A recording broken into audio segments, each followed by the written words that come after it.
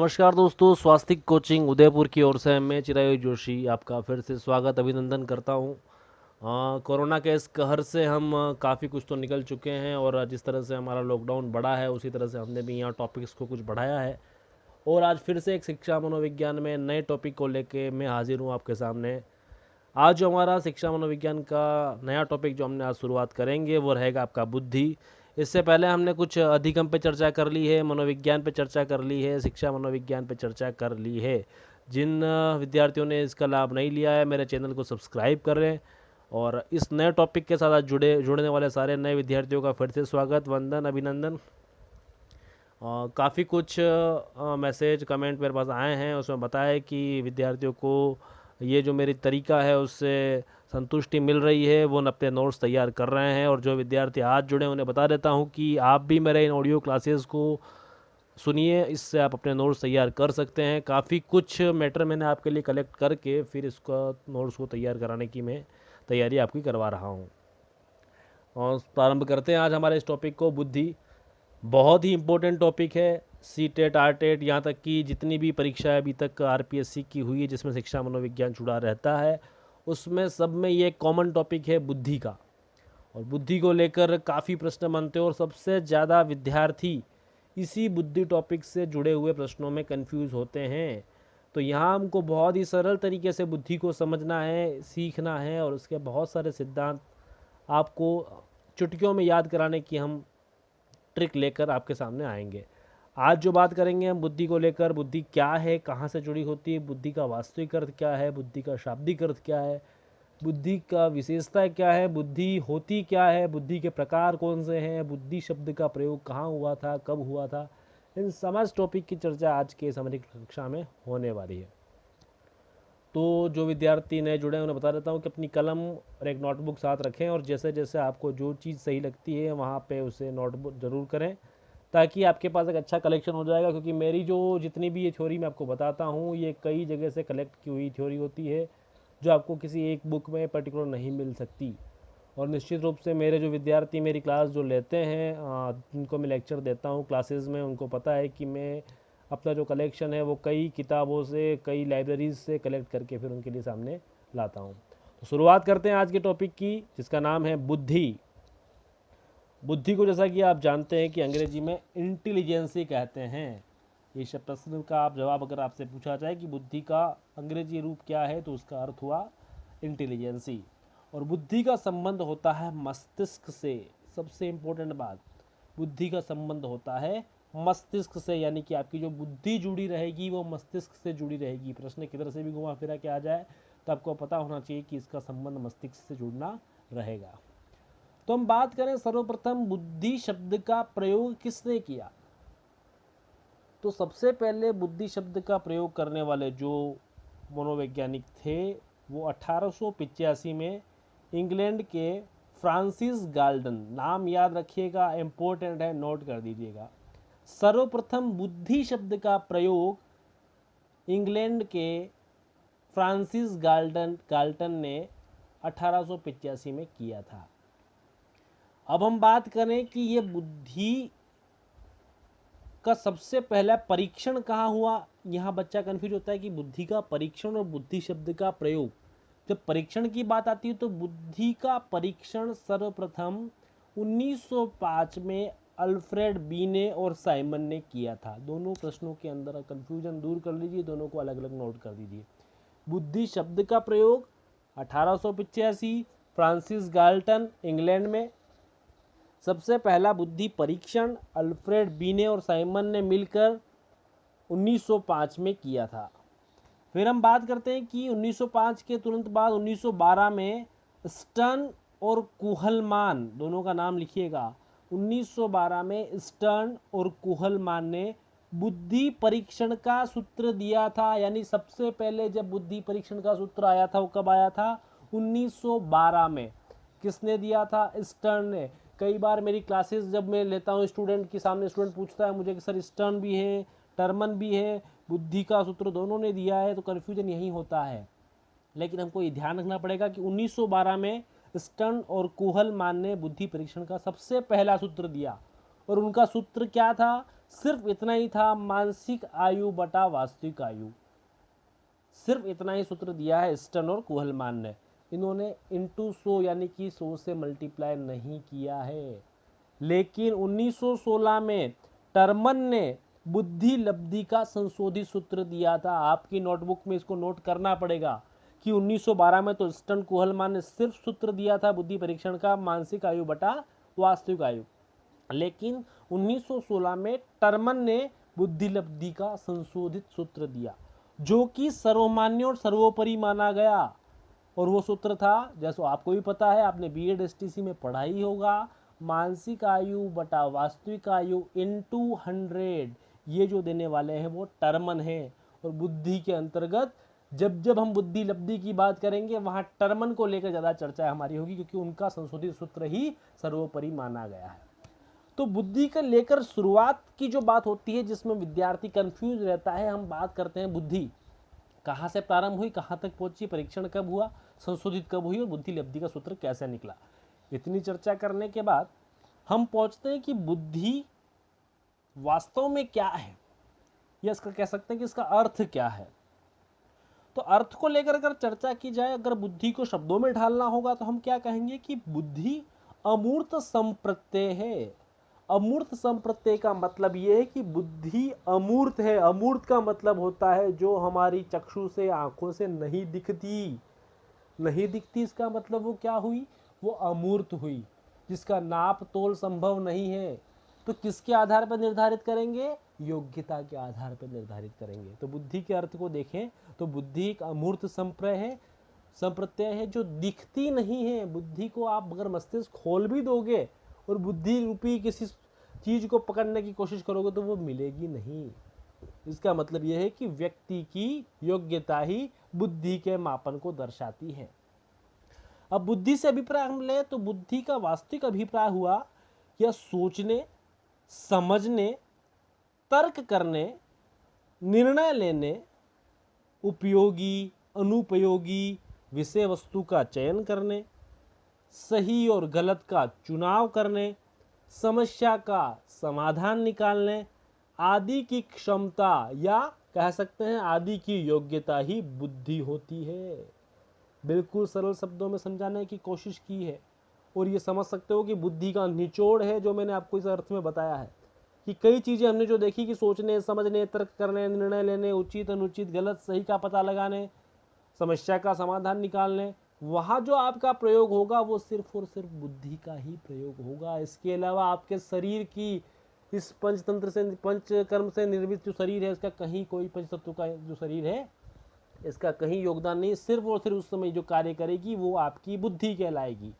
आप किसी समस्या में फंस चुके हैं, आपको समाधान निकालना है, रास्ता निकालना है, उस समय जो आप में सक्रियता आएगी और जो अमूर्त चिंतन आप करेंगे वो आपकी बुद्धि से जुड़ा हुआ होगा, और वो जुड़ाव आपके मस्तिष्क से ही होगा। हम बात करते हैं बुद्धि की योग्यताओं की, तो बुद्धि की योग्यताओं को 3 भागों में हम बांट सकते हैं। जैसे हमने बात करी थी कि योग्यता के आधार पर ही बुद्धि का निर्धारण होता है, तो योग्यता कितने भागों में बांटेंगे? तो 3 भागों में बांटेंगे। अपने नोटबुक में आप लिखिए, बुद्धि की योग्यता को 3 भागों में बांटा जा सकता है। सबसे पहली बुद्धि की योग्यता होगी आपकी समायोजन की योग्यता।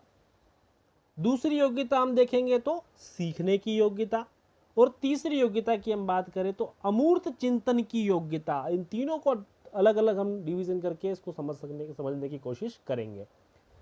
सबसे पहली बात समायोजन की योग्यता, यानी हमारी बुद्धि उस समय सक्रिय हो जाती है कि हमको किसके साथ कैसा समायोजन करना है, कौन कैसा व्यक्ति है, कौन कैसा वर्ग है, कौन कैसा समाज है, कौन कैसी कक्षा है, उसके साथ हम कैसे समायोजित होवें।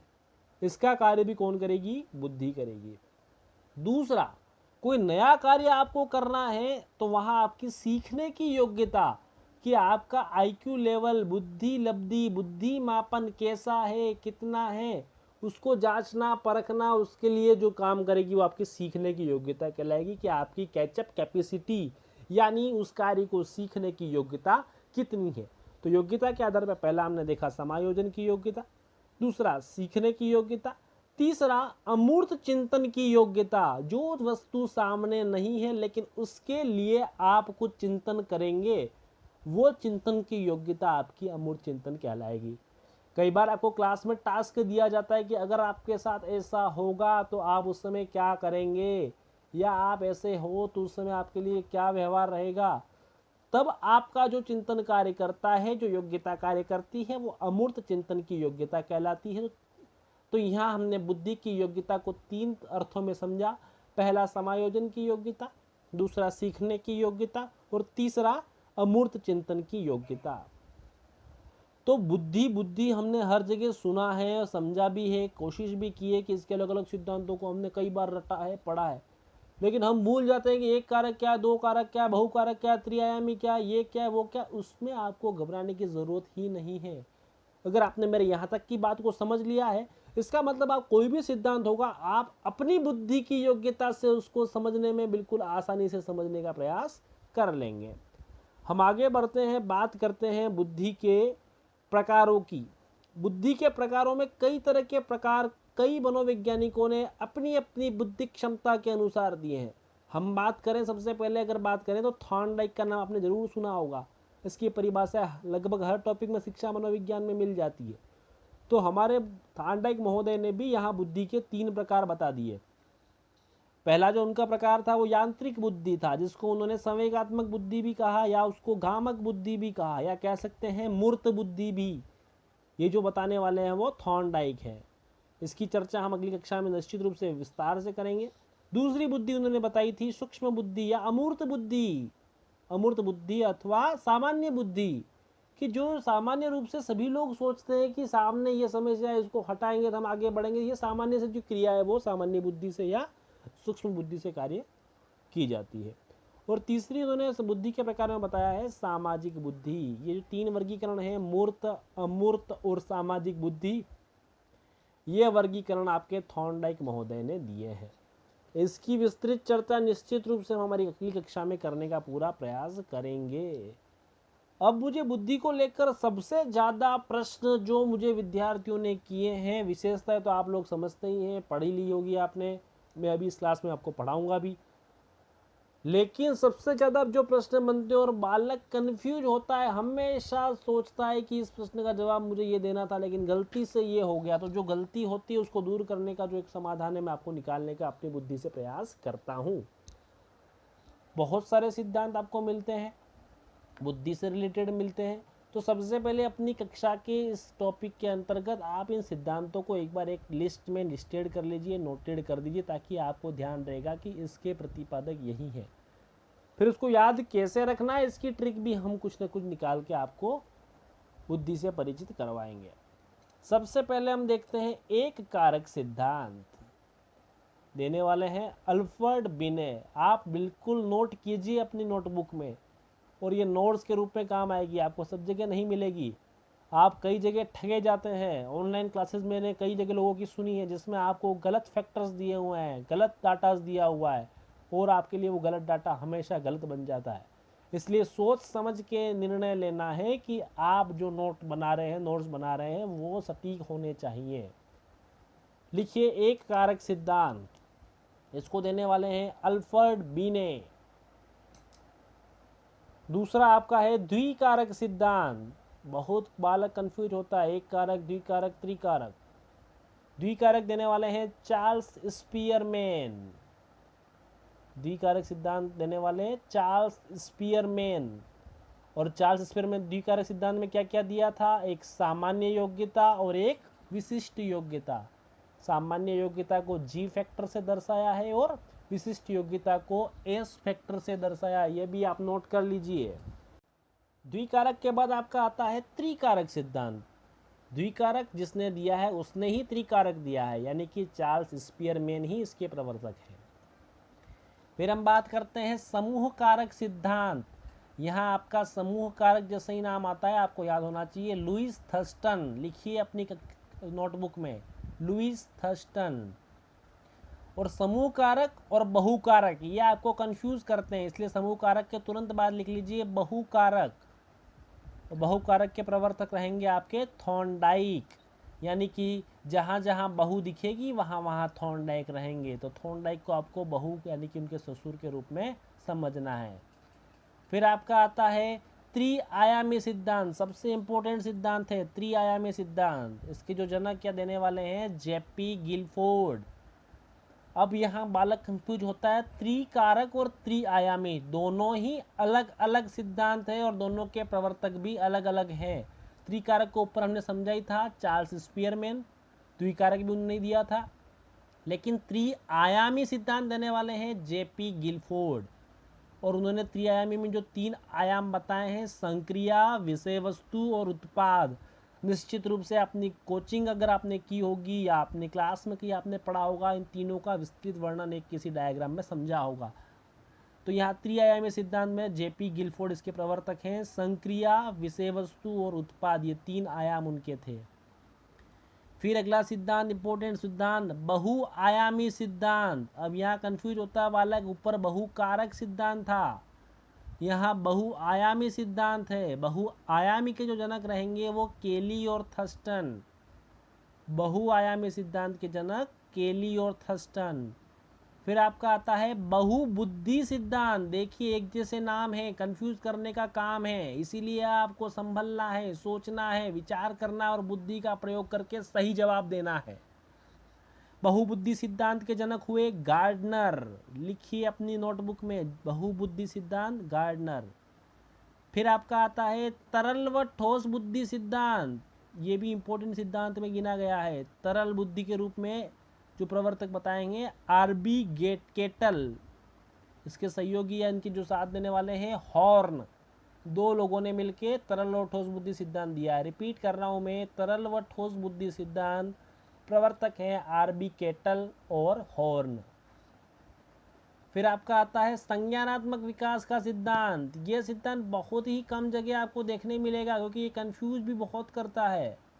और इसके जो जनक हैं जीन पियाजे, सबसे इंपॉर्टेंट नाम है आपके बुद्धि के अंतर्गत, इस सिद्धांत के अंतर्गत संज्ञानात्मक विकास का सिद्धांत देने वाले हैं जीन पियाजे। फिर आपका आता है त्रितंत्र सिद्धांत। त्रितंत्र अलग है, त्रिआयामी अलग है और कारक अलग है। यहाँ त्रितंत्र की जो बात कर रहे हैं उसके जो प्रवर्तक रहेंगे रॉबर्ट स्टेनबर्ग। नोट कीजिएगा, रॉबर्ट स्टेनबर्ग। और एक सिद्धांत और लिखिए आप, प्रतिचयन का सिद्धांत, अथवा इसके दूसरा नाम हम कह सकते हैं प्रतिदर सिद्धांत। इसको कहते हैं सैंपल थ्योरी, देने वाले हैं थॉमसन। प्रतिचयन अथवा प्रतिदर सिद्धांत, इसी को कहते हैं सैंपल थ्योरी, देने वाले थॉमसन। आराम से सुनिएगा, जहां आपको लगता है आपको कंफ्यूज हो रहा है उस ऑडियो को फिर से थोड़ा रिवाइज करके फिर से रिपीट करके सुनिए ताकि आप कंफ्यूज नहीं रहें। बुद्धि टॉपिक है, शिक्षा मनोविज्ञान का सबसे कंफ्यूजन टॉपिक है। थोड़ा सा सोच समझ के इसको विचार करके एक बार अगर आप समझ में आ जाएगा, निश्चित रूप से आपके लिए कोई दिक्कत नहीं रहेगी। अगला सिद्धांत हम लिख सकते हैं बुद्धि का आश्चर्यजनक सिद्धांत, देने वाले हैं ब्लूम। बुद्धि का आश्चर्यजनक सिद्धांत देने वाले हैं ब्लूम। इनका भी प्रश्न बना हुआ है, इसलिए आपको ध्यान से लिखना पड़ेगा। एक सिद्धांत पूछा गया है बुद्धि का त्रिस्तरीय सिद्धांत, देने वाले हैं केरोल। नोट कीजिएगा इसको, बुद्धि का त्रिस्तरीय सिद्धांत केरोल द्वारा दिया गया। तो यहाँ तक की चर्चाओं में हमने बुद्धि से रिलेटेड जितने भी सिद्धांत हैं लगभग सारे इंपॉर्टेंट सिद्धांत है। कुछ सिद्धांत और भी है जो हमने छोड़े क्योंकि वो इतने उपयोगी या इम्पोर्टेंट नहीं है, लेकिन जितने सिद्धांत मैंने आपको नोट करवाए हैं, निश्चित रूप से रीट का पेपर, आरटेड के पेपर या आपका सीटेट का पेपर है, आपको इन सब सिद्धांतों में से प्रश्न बने हुए मिल जाएंगे। आप इसे एक बार वेरीफाई कर लीजिएगा। हर सिद्धांत से कोई ना कोई प्रश्न कभी ना कभी आया ही होगा। फिर से हम पहुंचते हैं हमारे बुद्धि के मेन टॉपिक पे। बुद्धि जो हमने से देखा था कि बुद्धि से तात्पर्य सोचने, समझने, तर्क करने, विचार करने, समस्या का समाधान निकालने की जो योग्यता है वो बुद्धि कहलाती है। लेकिन बुद्धि से रिलेटेड कुछ परिभाषाएं भी लोगों ने शब्दों में बताने का प्रयास किया है। कुछ मनोवैज्ञानिक ने चाहा है कि बुद्धि को हम शब्दों के द्वारा बखान करेंगे या उसको परिभाषा में समझेंगे। तो हम भी उन्हीं मनोवैज्ञानिकों की या उन्हीं विद्वानों की परिभाषाओं को समझने का प्रयास करते हैं। हम बात करते हैं वुडवर्थ की। वुडवर्थ ने संक्षिप्त और सांकेतिक अर्थों में बुद्धि को समझा है कि बुद्धि उद्देश्यपूर्ण प्रतिभा को पार करने की योग्यता है। यानी कि बुद्धि सब में होती है, लेकिन अपने उद्देश्य तक जो पहले पहुंच जाए, उसको पार कर ले, वही योग्यता जो रखता है वो उसके पास बुद्धि ज़्यादा कहलाएगी। ये कहना है वुडवर्थ का। फिर देखते हैं हम, बंकिंगम ने भी एक छोटी सी परिभाषा दी है कि बुद्धि अधिगम और सीखने की योग्यता है। अधिगम से रिलेटेड हमने बहुत कुछ देखा हमारी पिछली कक्षा में। अधिगम से तात्पर्य होता है सीखना या सिखाना, लेकिन मनोवैज्ञानिक दृष्टि से देखें तो अधिगम से तात्पर्य है मनुष्य के व्यवहार में जो स्थायी परिवर्तन लाया गया है वह अधिगम कहलाता है। मेरी पिछली कक्षा में इस बात को विशेष मैंने ध्यान दिलवाया था। तो यहाँ बंकिंगम महोदय यही कहते हैं कि बुद्धि अधिगम एवं सीखने की योग्यता है। उसी प्रकार से एक इम्पोर्टेंट हमारे मनोवैज्ञानिक हुए टर्मन ने कहा है कोई भी व्यक्ति उस अनुपात में बुद्धि रखता है जिस अनुपात में उसमें अमूर्त चिंतन की क्षमता होती है। यानी कि सोचने की, अपने आईक्यू की, अपने यहाँ तक उसका अमूर्त चिंतन जाएगा, उतनी योग्यता हर व्यक्ति रखता है, और जितनी वो रखता है उसके अनुसार ही उसका अमूर्त चिंतन पहुंचता है। डियरबर्न महोदय हैं, उन्होंने कहा है बुद्धि सीखने और अनुभव का लाभ लेने की योग्यता है। बहुत ही सही बात बताई है उन्होंने। बुद्धि सीखने यानी कि किसी भी काम को आप पहले सीखेंगे, देखेंगे, समझेंगे, और इसके बाद उस सीखी हुई काम को अनुभव के द्वारा उसका लाभ उठाएंगे। आपने प्रशिक्षण प्राप्त कर लिया है, बीएड के अंतर्गत इस तरह से पढ़ाया जाता है, शिक्षक का व्यक्तित्व ऐसा होना चाहिए, शिक्षक का वेशभूषा यानी वैसी होनी चाहिए, शिक्षक का चाल चलन ऐसा होना चाहिए। ये चीज़ें आपने पहले सीखी है। कक्षा में कैसे खड़ा रहना ये आपने सीखा है, और उस सीखी हुई कार्य को अन्य जगह अगर उसका अनुभव का लाभ उठाते हैं तो ये आपके बुद्धि की योग्यता है, यही बुद्धि है आपकी। फिर हम बात करते हैं बर्ट महोदय। बर्ट ने जो परिभाषा दी है कि बुद्धि निर्णय लेने, नियंत्रण करने की मानसिक योग्यता है जिससे समस्या का समाधान होता है। बहुत ही जरूरी बात बताई कि निर्णय लेना है। हमारी बुद्धि कंफ्यूज रहती है कि कब मुझे किस कार्य को करना है, कहाँ मुझे कौन सा कार्य करना है, किस समय का सदुपयोग कैसे लेना है, ये सारा निर्णय के अंतर्गत आता है। और यहाँ निर्णय लेने की जो जिम्मेदारी वो आपकी बुद्धि का ही फर्ज है, कर्तव्य है। तो यहाँ जो बर्ट महोदय ने बताया कि बुद्धि निर्णय लेने, नियंत्रण करने और मानसिक योग्यता है जिससे समस्या का समाधान होता है। उसी प्रकार बोरिंग महोदय ने भी ये बताया है कि बुद्धि वह मानसिक योग्यता है जिसका विभिन्न आयामों के माध्यम से मापन करके बुद्धि लब्धि ज्ञात की जा सकती है। इस बात को समझना पड़ेगा, थोड़ा टेक्निकल लैंग्वेज है कि बुद्धि वह मानसिक योग्यता है, यानी कि आपकी बुद्धि वह मानसिक योग्यता है जिसका विभिन्न आयामों के माध्यम से, यानी कि आपको कुछ टास्क मिला है, कोई काम मिला है, तो सबसे पहले आपने किया, यानी कि आपने अपनी बुद्धि का परिचय दिया है, या सबसे अंत में आपने करके दिया, तो यहाँ भी आपने अपनी बुद्धि का परिचय दे दिया कि आपका मानसिक आयु या आपका आईक्यू लेवल कितना है। तो यहाँ जो परिचय आप देंगे, ये परिचय दिलाने का काम आपकी बुद्धि का है। तो यहाँ तक हमने जो बात करी, कुछ इंपॉर्टेंट परिभाषाएं हमने देख ली है। वुडवर्थ की उसमें हम देखिए, बंकिंगम की देखिए, बर्ट की देखिए, टर्मन की देखिए, डियरबर्ग की देखिए। तो इसी प्रकार से कई परिभाषाएं आपको एक सामान्य सी किताबों में मिल जाएगी। परिभाषाएं किताबों में होना सामान्य है, लेकिन इसको विशिष्ट रूप से याद रखना ये भी एक बुद्धि की योग्यता है। तो आपको परिभाषा याद नहीं रखनी है, उसको अपनी बुद्धि की योग्यता से समझना है, ताकि अगर टेक्निकल रूप से आपको परिभाषा से संबंधित कुछ जुड़ा हुआ कोई भी शब्द आता है, आपको याद होना चाहिए कि ये परिभाषा से संबंधित जो शब्द है वो उसी मनोवैज्ञानिक ने दिया जहाँ आपको टिक लगाना है। क्योंकि आपको पता है कि OMR शीट का जो पैटर्न है उसके अंदर आपको सिर्फ और सिर्फ क्वेश्चन का गोला ही भरना है। तो इसके लिए आपको थोड़ा सा बुद्धि बल का प्रयोग करना पड़ेगा, बुद्धि तो लगानी ही पड़ेगी। अब जो हम बात करते हैं बुद्धि की, हमने अर्थ को समझा, बुद्धि के सिद्धांत क्या क्या है उसके प्रकारों को देखा, बुद्धि के प्रकारों को देखा, बुद्धि की परिभाषाएं देखी। अब हम पहुंचते हैं बुद्धि की विशेषताओं तक। बुद्धि की विशेषताओं में देखा जाए तो बुद्धि जो है वो आपकी सबसे पहली और इम्पोर्टेंट बात है, बुद्धि जन्मजात होती है। बुद्धि जन्मजात होती है, यानी कि आपको कोई बाद में कोई इंजेक्शन देके उसको अंदर नहीं इंस्टॉल किया गया, या कोई एप्लीकेशन नहीं कि आपने प्ले स्टोर से अंदर इंस्टॉल करी है। ये तो आपको जन्मजात है, आपको वंशानुगम और वातावरण से प्राप्त है। इसमें आपका किसी का भी दूसरी तीसरी चीज का योगदान नहीं है। यानी बुद्धि जन्मजात होती है।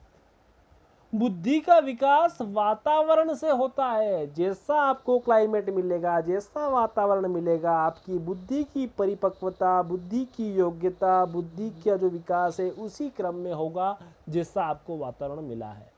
एक कच्ची बस्ती में रहने वाला बालक अपनी बुद्धि का विकास उस कच्ची बस्ती के वातावरण के अनुसार ही करता है।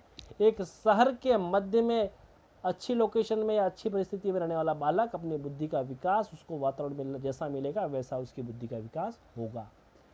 फिर हम बात करते हैं बुद्धि व्यक्तिगत भेद को स्पष्ट करती है। आपने एक ही समय में जन्मे हुए दो बालकों को एक जैसा काम दिया, लेकिन दोनों ही बालकों के काम में भिन्नता जो आपको देखने को मिली है, ये भिन्नता बुद्धि का परिचय है।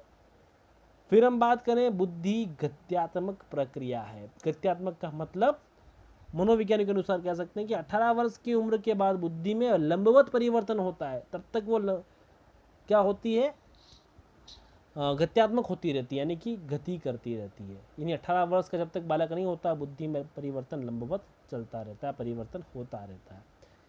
फिर हम बात करें बुद्धि का मापन और परीक्षण किया जा सकता है। सबसे इंपॉर्टेंट बात है, प्रश्न भी बने हुए आए हैं कि बुद्धि का मापन संभव है अथवा असंभव है। तो बुद्धि का मापन निश्चित रूप से किया जा सकता है। मापन भी किया जा सकता है, परीक्षण भी किया जा सकता है। आपने देखा ही है कि बुद्धि लब्धि के लिए सूत्र भी दिए गए हैं, सूत्रों के द्वारा भी कर सकते हैं। बुद्धि के कई तरह के परीक्षण दिए हुए हैं, उन परीक्षणों के माध्यम से बुद्धि को भी मापा जा सकता है। इसके बाद हम बात करें बुद्धि की विशेषताओं में, तो बुद्धि का लिंग के आधार पर भेद नहीं होता। यानी स्त्रीलिंग का अलग बुद्धि होगी, पुल्लिंग की अलग होगी, नहीं, असंभव है। इसीलिए बुद्धि का कोई लिंग नहीं होता। बुद्धि लिंग के आधार पर निर्धारित नहीं होती। फिर हम बात करते हैं बुद्धि विषय वस्तु का निर्णय लेने, अभिप्रेरणा द्वारा आगे बढ़ने और वातावरण में सामंजस्य करने के लिए बाध्य करती है। यानी कि आपके इस पूरे पंच तत्व से निर्मित शरीर पर आपका जो टीचर है, जो मार्गदर्शक है, जो आपका ट्यूटर है, वो आपकी बुद्धि है। आप किसी से भी नहीं डरेंगे, डरेंगे तो आप आपकी बुद्धि से डरेंगे। अगर उसको लगता है कि ये काम गलत है तो वो नहीं करने देगी, आपको चेतावनी देगी, आपको रोकेगी। ये रोकने का काम आपकी बुद्धि का है। ये बुद्धि की विशेषताओं में जाती है। इस बात को आप विशेष रूप से नोट करें। इसलिए बुद्धि की विशेषता मैंने देखा, कई तरह से समझा कि बुद्धि विषय वस्तु का निर्णय लेना, कि मुझे किसका चुनाव करना है, कौन सी वस्तु मेरे लिए सही है, क्या मेरे पे अच्छा लगेगा, क्या मुझे करना चाहिए, कौन सा काम मैं जल्दी कर सकता हूँ, कौन सा काम मुझसे नहीं होगा, किस काम में मुझे रुचि आएगी, किस काम से मुझे अच्छा लगेगा।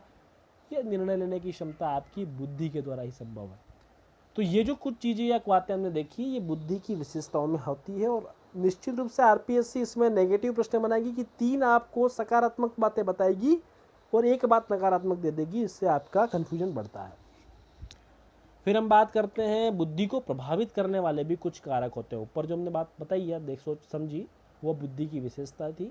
अब जो बात हम देख रहे हैं, बुद्धि को प्रभावित करने वाले कारक।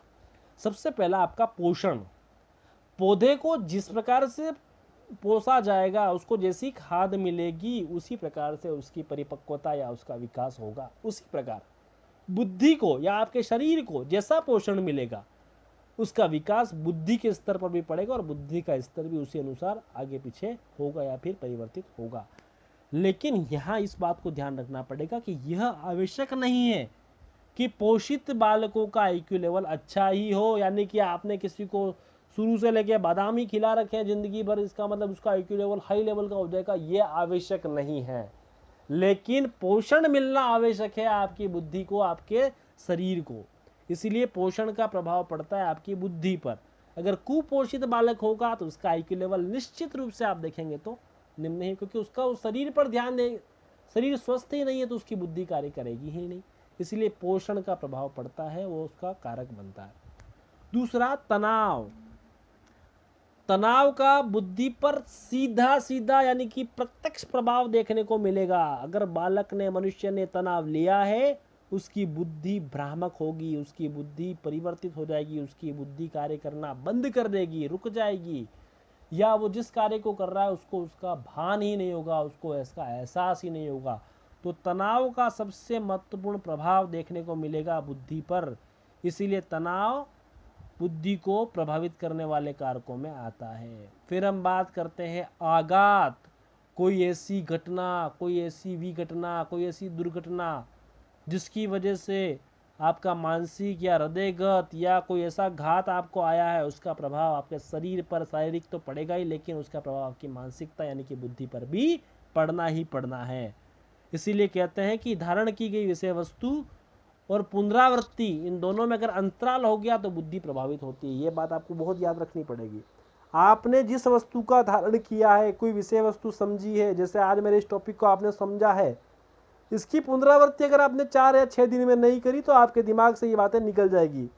इसीलिए यहाँ कहा है कि धारण की गई विषय वस्तु और पुनरावृत्ति में भी क्या नहीं होना चाहिए, अंतराल नहीं होना चाहिए। अगर अंतराल हुआ तो बुद्धि प्रभावित होगी, और ये प्रभाव आपके निश्चित रूप से बुद्धि को प्रभावित करने वाले कारकों में आता है। यानी कि अंतराल नहीं होना चाहिए, काम को सीखने के बाद तुरंत उसकी पुनरावृत्ति होना ही चाहिए, तभी आपकी बुद्धि कार्य करना निरंतर रखेगी, जारी रखेगी। हमने बीएड एसटीसी में लेसन आपने दिए ही होंगे निश्चित रूप से। आपने देखा होगा कि आपने जहाँ गलती करी आपको तुरंत ही एक उसी पार्ट का रिवीजन करने के लिए तुरंत दिया जाता, ताकि आप उस गलती को तुरंत दोहरान करेंगे, पुनरावृत्ति करेंगे तो आपको तुरंत ही उसका रिजल्ट मिल जाएगा और उसको आप स्थायी ज्ञान के रूप में शामिल कर देंगे। तो दोस्तों, आज हमने बात करी थी बुद्धि की रिलेटेड कुछ संक्षिप्त बातें। बुद्धि का इसका विस्तृत वर्णन हम अगली कक्षाओं में करेंगे।